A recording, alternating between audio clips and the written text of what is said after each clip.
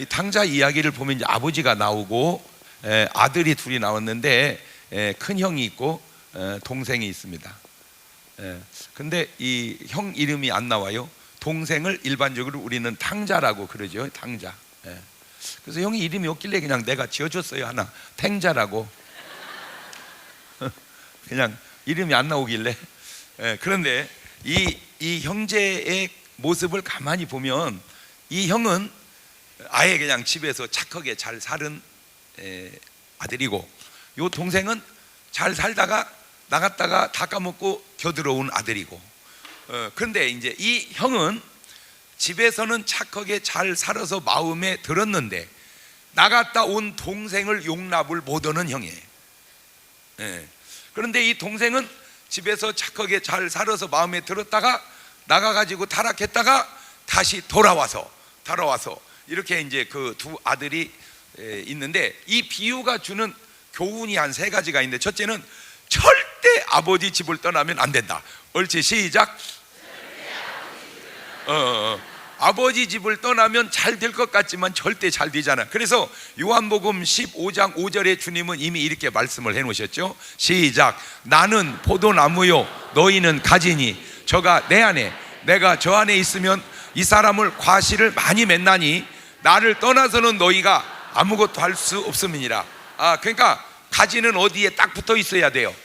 나무에. 그러니까 우리 크리스찬은 누구한테 딱 붙어 있어야 돼? 하나님에게 딱 붙어 있어요. 그러면 하나님이 공급되는 힘으로 잘 됩니다. 할렐루야. 그런데 떠나면 잘 될 것 같아도 안 돼요. 왜냐하면 하나님의 공급되는 뭐가 끊어지니까, 힘이 끊어지니까. 사실 열매는 가지에서 맺지만 가지가 할 일은 아무것도 없어. 가지는 붙어만 있으면 저 뿌리에서 나무에서 영양을 빨아다가 거기다가 주워서 열매가 맺는 거예요. 그래서 제대로 예수 믿은 사람은 꼭 나중에 이런 말을 해. 내가 엄청 열심히 했어, 내가 엄청 노력했어. 그런 말 안 해. 다 주의 은혜지요. 그렇게 말을. 다 뭐라? 주의 은혜라. 그러니까 절대 아버지 집 말씀을 떠날 생각하지 마라. 두 번째, 잘못해서 혹시 떠났다면 반드시 회개하고 돌아와야 된다. 그러니까 인간이 잘못할 수 있어요. 그런데 반드시 잘못해서 뭘 해야 돼? 회개하고 돌아와야 돼. 세 번째는 회개하고 돌아온 사람은 아버님의 사랑으로 그 아들을 뭐 해줘야 된다? 용서하고 받아줘야 된다. 그러니까 잘못된 아들은 어떻게 해야 된다? 용서하고 받아줘야 된다. 이 세상에 이 원리가 여럿 있는데 그 중에 하나가 선순환과 악순환의 이 순환의 원리가 있어요. 세상에 무슨 원리가 있다? 순환의 원리. 이게 돌아. 세상은 계속 돌아. 이게 돌고 도는데 이게 막 도는 것 같아도 돌고 돌면서 잘 되게 도는 게 있고 돌고 돌면서 안 되게 도는 게 있어요. 이런 말을 여러분이 들으면서 깨달아야 될 게, 뭘 하나 잘못하는 건 괜찮아요. 뭘 하나 잘하는 것도 별거 아니에요. 근데 이게 왜 문제냐면 잘못된 것이 계속 뭐가 돼요? 순환이 돼서 잘못이 계속 잘못이 커지는 거예요. 하나 잘된 것이 별거 아닌 것 같은데 잘 되고 계속 잘 되는 거예요. 그래서 하나 잘못되고 하나 잘 되는 건 별거 아닌 것 같지만 그게 참 중요한 거는 뭐 되니까 순환이 되니까. 그래서 여러분 꼭 뭐 하지 않도록, 잘못되지 않도록 살아야 될 줄로 믿습니다. 그래서 조금 훌륭하면 굉장히 훌륭하고 조금 이상하면 굉장히 이상한 거예요. 시작.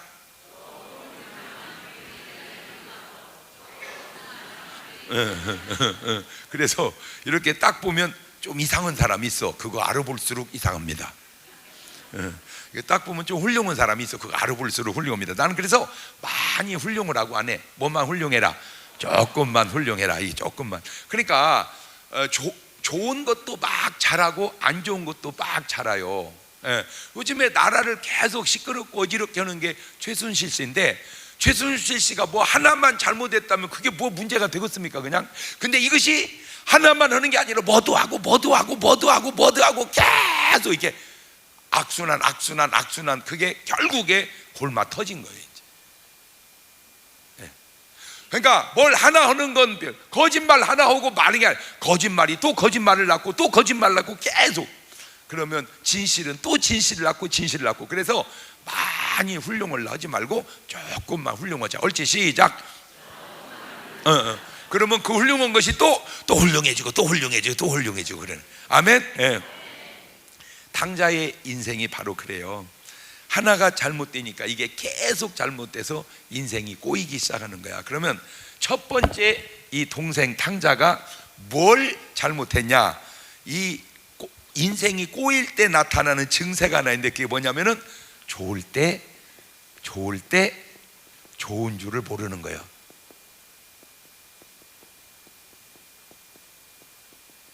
이게 아주 중요합니다. 좋을 때 뭘 알아야 되는데, 좋은 줄을 알아야 되는데 좋을 때 좋은 줄을 몰라. 누가복음 15장 17절을 보면 이렇게 탕자가 말을 해요. 이에 스스로 돌이켜 가로되 내 아버지에게는 양식이 풍족한 품꾼이 얼마나 많은고. 그러니까 아버지에는 뭐가 많어? 품꾼도 많고 양식도 많어. 그러면 거기가 좋은데요, 나쁜데요? 근데 왜 기어나가? 에? 아니 품꾼이 많고 먹을 게 많은데 좋은데 왜 나가? 왜? 에? 왜 나가? 좋은 줄을 모르는 거예요. 좋은 줄을 모르는 거예요. 좋을 때 좋은 줄 모르면 그런 사람은 고생한다. 옳지, 시작. 이제 어떤 분이 나한테 이제 그런 질문을 해요. 목사님, 목사님은 인기가 언제 떨어져요? 그러니까 그분이 볼 때는 계속 오래 가는 걸로 봤나 봐. 그래서 제가 그렇게 하나 얘기, 그래 내가 왜 인기가 오래 갈까? 이것 때문에 그래. 여러 요인 중에 하나가 인기가 없을 때 어떤가를 알기 때문에 오래 가는 거예요. 이거 뭔 말귀를 알아들어야 되는데. 여러분 뭐 뭐든지 마찬가지지만 예를 들어서 나는 이제 목사니까, 내가 부흥사니까 아무도 나를 부흥사를 요구하지 찾지 않을 때 어떻겠습니까? 아무도 나를 부흥회를 초청을 안 해. 그러면 내가 어떻겠어요? 굉장히 쓸쓸하겠죠. 그 쓸쓸한 걸 알으니까 안 쓸쓸해지기 위해서 노력을 하는 거예요. 오늘 또 나를 이렇게 태워온 목사님하고 얘기하다가 제가 어저께 낮 집회 끝나고 부산에 가서 강의하고 서울에 가서 방송 출연하고 대전으로 가서 자고 새벽 예배하고 다시 아침에 대구로 내려와서 차 타고 여기 와서 낮 집회하고 그리고 또 낮 집회 끝나고 또 방송 설교 준비해서 저녁에 또 온 거예요. 빨리 읽어서 뭔 말인지 잘 모르겠어. 그냥 되는 게 없는 거예요. 여러분, 호랑이는 토끼를 막 잡아먹고 사자는 사슴을 막 잡아먹죠. 그러니까 사자는 편하고 호랑이는 편할 것 같죠. 그건 몰라서 그래요. 호랑이한테 물어보세요. 힘들대. 왜? 호랑이가 토끼는 막 잡아먹는데 이것들이 축자사자 도망가니까 잡아먹기가 힘들대. 그래서 여러 번 실수하고 어쩌다 하나씩 잡아먹는데요. 호랑이가 토끼 잡아먹기도 쉽지 않다면 여러분 이 세상 살면서 먹고 살기가 쉽겠습니까? 목사님이 목회하기가 그게 쉽겠습니까? 아니 그렇게 쉬우면 왜 목회를 다 못합니까? 다 몇백 명 몇천 명 다 해야 될 거 아니에요. 그게 왜 안 됩니까? 만만치 않은 거예요. 만만치 않은 거예요. 이게 쉽지 않아요. 난 솔직하게 내가 얘기해서 이 세상의 CEO들이 있죠. 이 사장님들, 아이고 정말로 죽기 살기로 열심히 합니다. 죽기 살기로 열심히 해요. 나는 그러니까 매사를 믿음 좋으면 하나님이 그냥 누워있으면 하늘에서 복을 줍니까? 아니잖아요. 아브라함도 이삭도 야곱도 얼마나 노력을 합니까? 어찌 보면 가만히 있어서 복을 받는 게 아니라 그 노력의 결과로 복을 받는 거예요. 그 노력의 결과로. 아브라함이 부자예요. 그러면 이삭은 그냥 부자여야 되는데 이삭이 그 땅에 농사하여 그의 100배나 얻었고 하나님께서 복을 주심으로. 그러니까 아무리 내가 있어도 그냥 자식에게 주고 그게 아니요. 하나님은 노력하는 자에게 노력에 준해서 복을 주는 거예요. 그건 성경을 뭐라고 그러냐? 심는 대로 거둔다 그 말이에요. 심는 대로. 그러니까 왜 내가 형편이 이러냐? 간단합니다. 심지 않아서 그래요. 노력하지 않아서 그런 거예요. 노력하는 거예요. 끊임없이. 그러면 은혜가 뭐냐? 그렇게 노력할 수 있는 힘을 주는 게 은혜 같아요. 아멘. 그래서 꼭 부탁드립니다. 좋을 때 좋은 줄 알아야 고생을 안 한다. 옳지, 시작. 건강이 있을 때 건강의 귀중함을 알아야 건강이 유지되는 거요. 돈이 있을 때 돈의 귀중함을 알아야 돈이 유지되는 거요. 그걸 모르면 다 까먹고 없을 때 그때가 좋았다는 걸 알아. 바보같이. 지금 당자가 얼마나 좋아. 아버지 집에서 이게 지가 무슨 걱정이요. 다 아버지가 해주고 그냥 할렐루야 하고 살면 되는데, 아이 이게 지금 나가 살자 이렇게 나가 살자. 그래갖고 이제 두 번째 드디어 그 마음에 있던 이게 이제 행동을 하지. 여기서부터 인생이 꼬이기 시작하는 겁니다. 이제 행동이 나타나. 이제 행동이 나타나기 시작. 요때까지만 해도 마음으로만 있었어. 요게 이제 행동으로 나타나는 거예요. 누가복음 15장 12절입니다. 시작. 그 둘째가 아비에게 말하되 아버지여 재산 중에서 내게 돌아올 분깃을 내게 주소서 하는지라. 아비가 그 살림을 각각 나누어 주었더니, 그러니까 각각 줬으니까 아버지가 누구도 주고 형도 주고 또 누구도 주고 동생도 줬어. 그런데 이게 문제가 있습니다. 형은 달라고 했어요, 안 했어요? 안 했어. 누구만 달라고 그랬어요. 그런데 동생이 아버지 보고 재산을 달라는 게 왜 이게 문제냐면, 왜 이게 잘못이냐면, 재산은 아버지가 알아서 주는 것이지 지가 달라고 하는 게 아니요. 재산은 아버지가 알아서 주는 것이지 내가 달라고 하는 게 아니다. 옳지? 시작.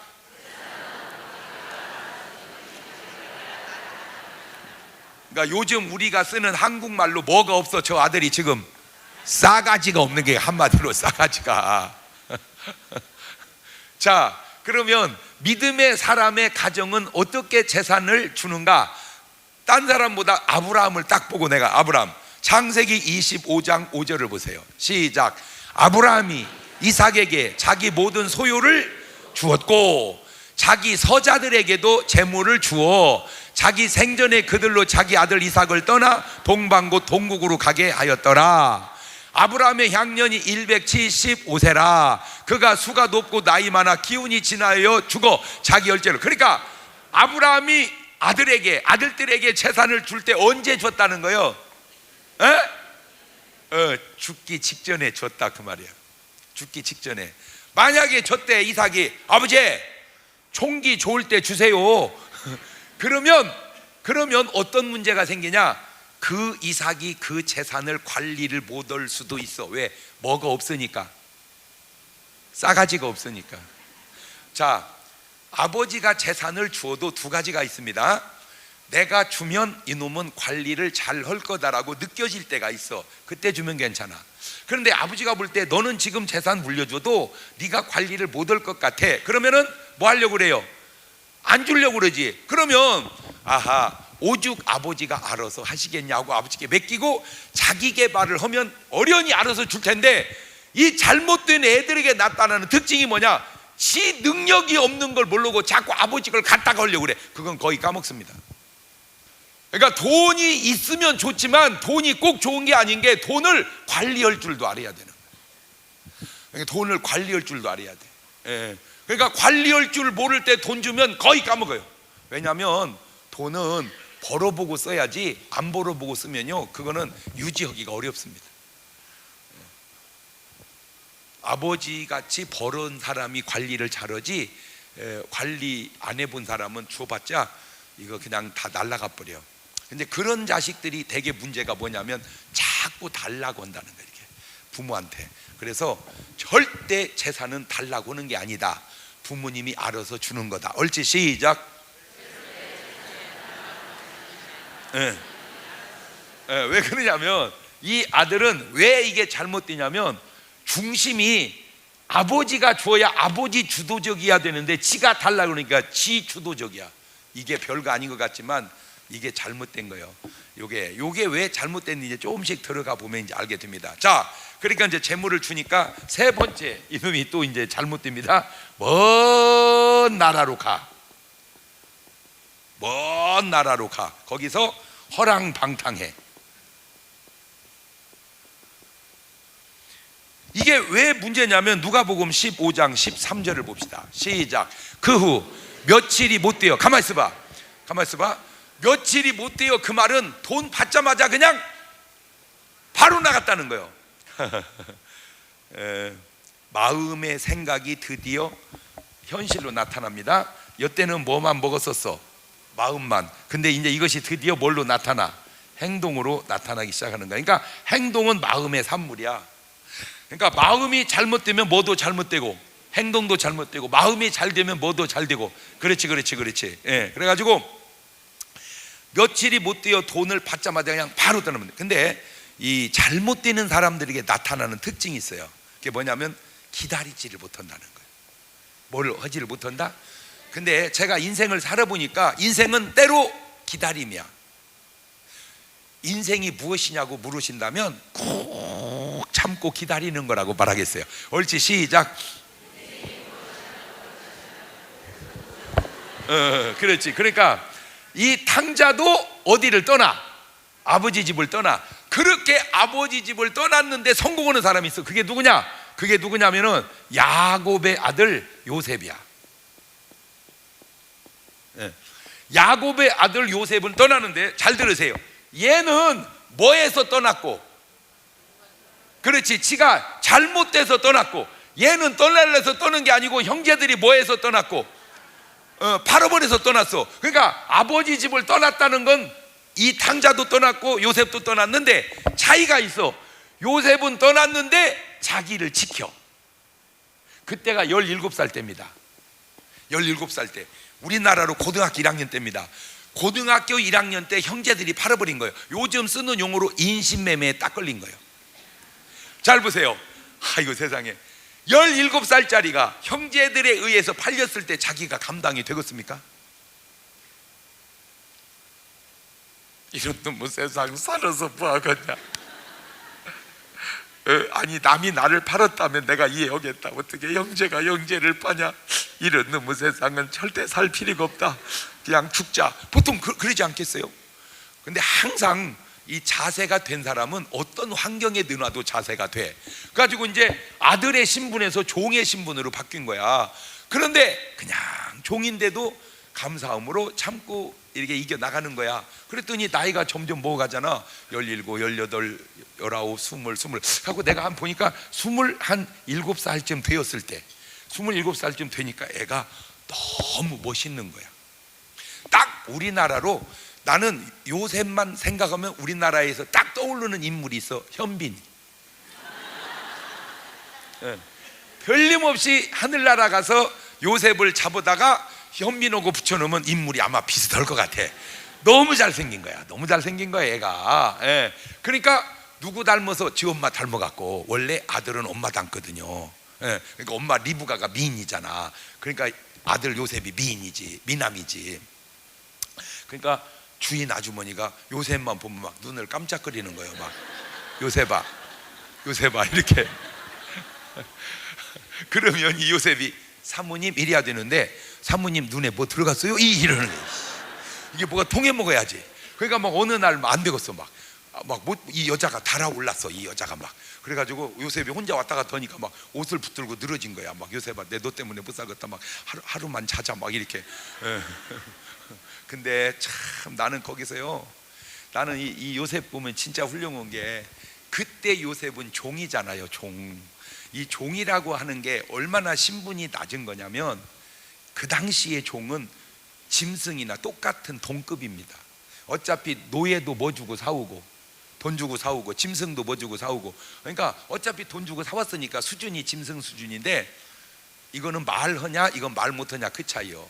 그런 짐승 같은 존재가 뭘 자기를 지킬 게 있다고 자기를 지켜.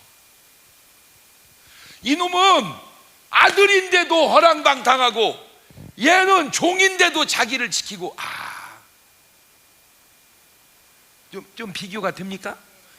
그리고 막 옷을 벗어 던지고 도망가는 거야. 그러니까 그 여자도 또 웃기는 여자요. 그러면 진짜 저놈은 멋쟁이야. 내 그래서 저놈을 좋아해.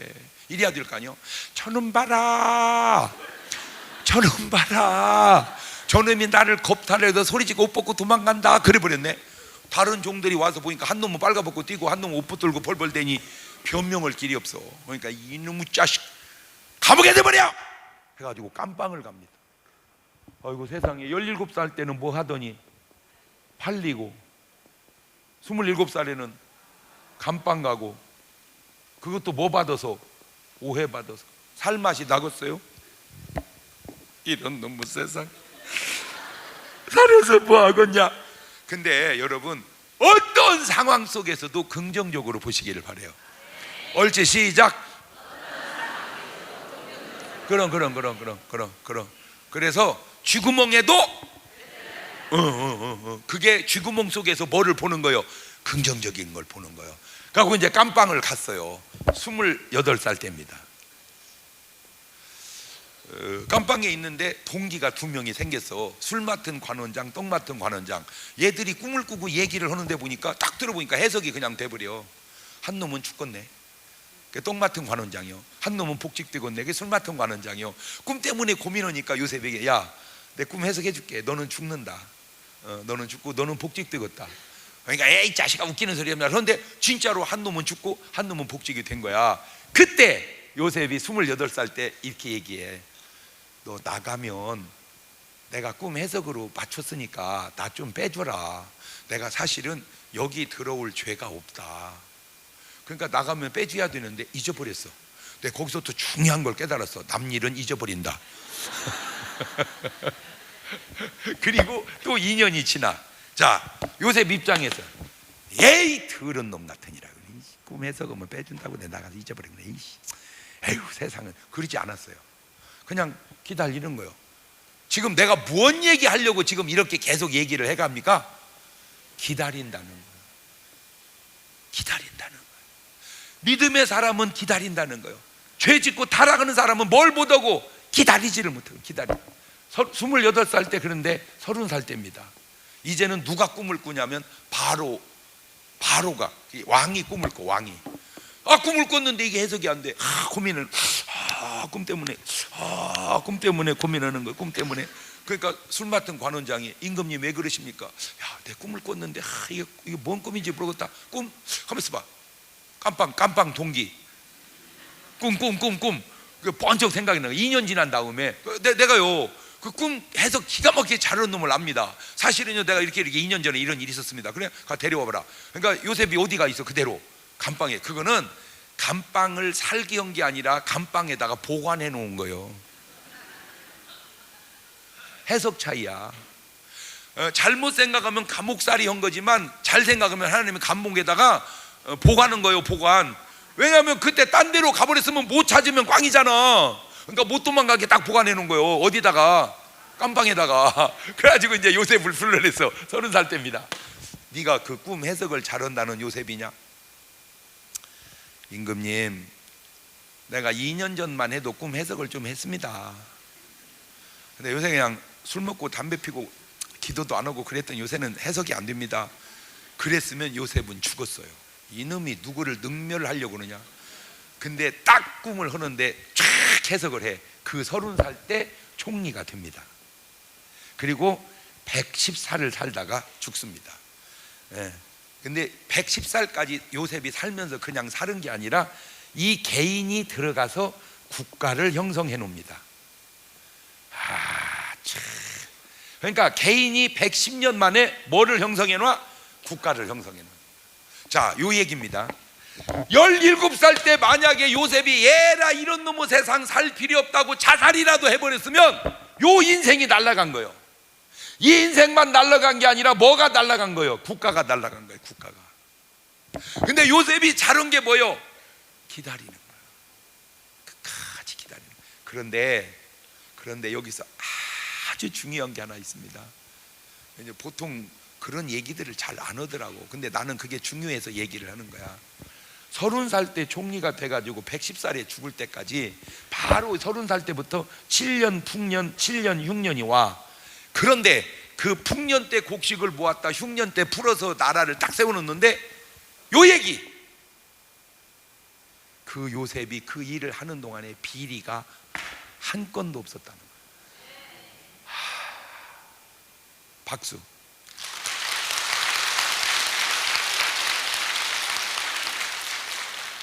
얼마나 요셉이 돈 벌 수 있는 기회가 많습니까? 곡식을 다 모아놨다가 곡식값이 천정부지로 뛰었는데 그거 바르면서 조금씩 받아먹으면 믿음의 사람과 그렇지 못한 사람의 차이예요. 차이가 확 나버리죠. 이렇게 설명하니까 차이가 확 나버리죠. 한 나라를 완전한 어려움 속에서 건져내는 데는 여러 명이 필요한 게 아니라 하나님이 쓰는 사람 한 명이면 족하더라고요. 오늘 그 한 명이 이 시대에는 여러분인 줄로 믿으시길 바랍니다. 여러분 한 분이 하나님 앞에 바로 서 있으면 나라는 바로 서는 거예요. 그런데 이건 참 조심스러운 말인데, 요셉은 잘 보세요. 지금 이 요셉은 집에서 종으로, 깜빵으로, 왕궁으로 이렇게 이렇게 막 이게 자리가 바뀔 때마다 이 요셉에게 있는 표정이 있습니다. 표정. 그게 뭐냐면 어느 곳에 놓던지 요셉은 마음이 편안한 거예요. 나의 마음속이 늘 평안해, 나의 마음속이 늘 평안해. 악한 죄 파도가 많으나 마음이 늘 평안해. 그런데 탕자는 여기 있을 때부터 마음이 편치가 아니에요. 계속. 그러니까 타락했냐 안 했냐 하는 것도 중요하지만 지금 네 마음이 평안하냐. 그래서 웃길 때 웃고 슬플 때 울고 화낼 때 화내는 건 누구나 다 해. 그때는 이제 감정이 거기에 맞춰서 나오니까. 근데 요때가 중요합니다. 멍 때리고 있을 때, 다시 말하면 아무 생각이 없을 때 웃는 사람은 좋은 사람입니다. 아무 생각이 없을 때 평안한 사람은 좋은 사람입니다. 근데 아무 생각이 없을 때 근심 오는 사람은 근심이 있는 사람입니다. 그런데 제가 우리 대통령을 계속 보면서 멍 때릴 때 대통령 모습 속에 평안함이, 기쁨이 없었어요. 그러니까 웃을 때 웃고 화낼 때 화내고 슬플 때 울고 그거는 다 한다니까, 누구든지. 왜냐하면 거기에 맞는 감정을 하니까. 근데 아무 생각이 없을 때, 멍 때릴 때 평안이 솟아나야 돼요. 그런데 멍 때릴 때 대통령의 마음속에 평안이, 기쁨이, 감사가 없었어요. 그러니까 뭔지는 몰라도 마음속에 항상 무거운 짐을 지고 가다가 그게 지금 드디어 터진 거예요. 제가 볼 때는. 그러면 지금 어떻게 해야 되냐? 간단합니다. 뭐가 수습이 돼가는 문제도 중요하지만 그 마음에 멍 때릴 때 평안을 찾는 것이 중요합니다. 멍 때릴 때 기쁨을, 멍 때릴 때 감사. 그러니까 아무 생각이 없을 때 감사하고, 아무 생각 없을 때 평안하고, 아무 생각 없을 때 기쁘고, 그러면 일이 잘 되게 돼 있어요. 자, 그거는 대통령뿐만이 아니고 저뿐만이, 오늘 여러분이 아무 감정을 개입하지 않고 멍 때리고 있을 때 여러분의 마음은 어떻습니까? 그렇게 평안하려면 어디 있어야 되는지 아세요? 주 안에 있어야 됩니다. 주 안에 있는 나에게 딴 근심 있으랴. 십자가 밑에 나가 내 짐을 풀었네. 주님을 찬송하면서 할렐루야 할렐루야. 내 앞길 멀고 험해도 나 주님만 따라가리.